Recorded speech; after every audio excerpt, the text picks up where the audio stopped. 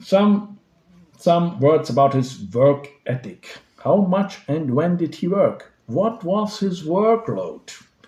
There was a motto, night into day, we can say. In fact, he was not a steady worker who spent the whole day working. He was not the type.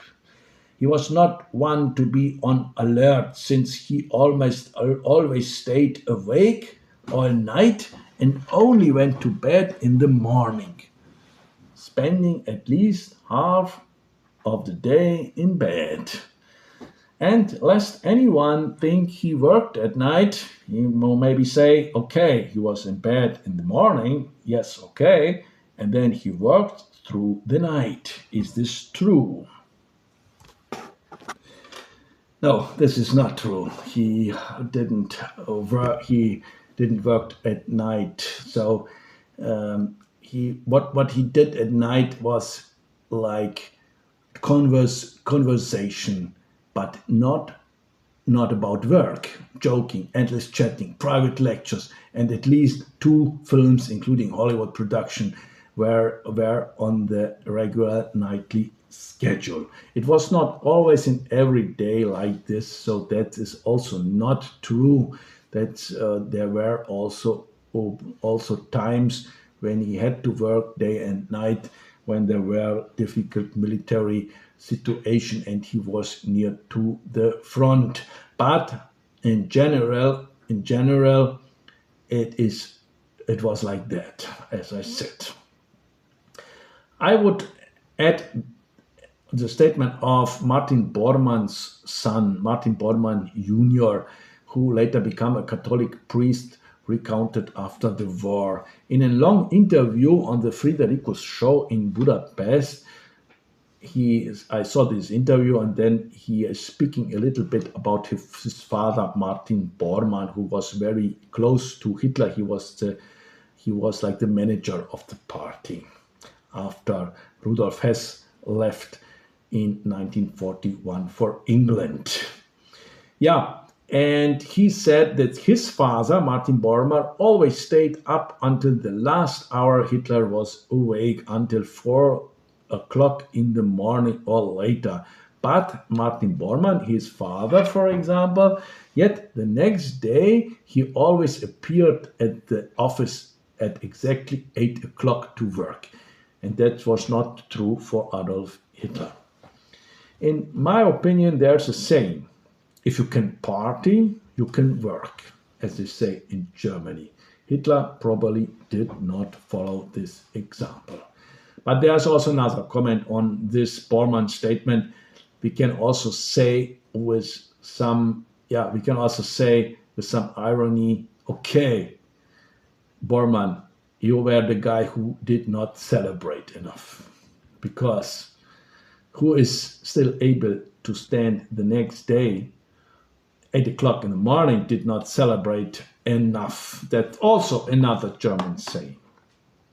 Hitler, however, slept through the mornings, even while bombs were falling all around him. This was a statement made by his propaganda minister, Joseph Goebbels. He complained in his diary, and not only on one occasion, about this the Führer is doing. And in his diary, he wrote many times things that were not only propaganda, because it was a diary, we can say. They are quite realistic statements. And he said that the Führer simply skipped one important decision or another, and that happened also at when they were in war with England. So that there were a very important decision concerning the war of England, and they had to wake because Hitler were sleeping. Hitler undoubtedly had problems with sleep, we have to say, and later every evening he took sleeping pills. That was a reason why he stayed so long up. People who knew him closely, like the secret secretaresses, or like Albert Speer's friend, stated that he hated government meetings, reading documents, and official business in general. So he hated this stuff that everybody who's working in an office hates. Nobody likes checking emails and responding them. So it was not the time of emails, but it's the same, like checking your mail, responding, going to meetings and so on, reading documents, like agreeing, not agreeing, assigning and so on. The official typical business stuff he did not like. And he was the type, as I said, what I don't like, I'm not doing.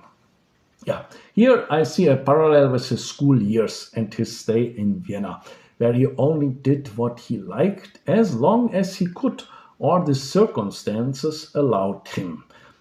Every kind of work has its bureaucratic, uninteresting but necessary component. We know, everybody. It can be a super interesting job, but you have this bureaucratic stuff. But he was in the position, being the Führer, to ignore this. In contrast to the determined personality that the distant public saw, we spoke about the distant public, and the distant public experienced, he was often indecisive and procrastinating, depressive and withdrawn also. He often escaped and retreated to Berchtesgaden. Yeah? I will not use the term retreat, but it was a retreat to Berchtesgaden in the nature, like a retreat with his friends. And there in Berchtesgaden, in the mountains, above 1,000 meter high, he wandered around and no longer wanted to have anything to do with anyone, only with his dog. Yes, there is another interesting nickname for Adolf Hitler, the so-called Teppichfresser. He was depicted as a carpet eater, that's a translation, who in fits of rage, rage, would chew on the carpet. But close associates such as Hanfstengel, Otto Strasser, and others stated that this was an exaggeration. This was not, it was exaggerated. So he had this fits of rage, but it was not that extreme. We are seeing it in the films, or the films are describing him. His party comrades gave him this nickname, just as the party comrades secretly mocked also other Nazi figures, like Göring. Hermann Göring was called the Reichsjägermeister, Imperial Master Hunter. Like he has a title because Göring liked to have a lot of titles. I'm that and that and that. Yeah, okay, you are also the Master Hunter. The Imperial Hunter, not Imperial Master, because Göring liked to go on hunting. And his official, because he had an obsession with hunting. For Heinrich Himmler, the boss of the SS, he was also mocked to be the Reichsheini. It was like a contraction of Reichsführer Heinrich to Reichsheini. But Heini is in German like a little bit like you are stupid. Like you are a Heini. Du bist ein Heini. You are stupid. And with this, they mocked him like he's not the most intelligent guy. The term found its way also into the international press, the carpet eater, the Teppichfresser, as well, and enjoyed great notoriety. Nevertheless, his tantrums were guaranteed, usually when he received criticism or bad news. Some claimed that he used these outbursts as a tool to manipulate those people around him. So that it was a little bit like played on stage. More likely, however, the tantrums were genuine. At least that is what most sources claim. After such a fit of rage, the system would immediately, his system, return to normal functioning as if nothing had happened.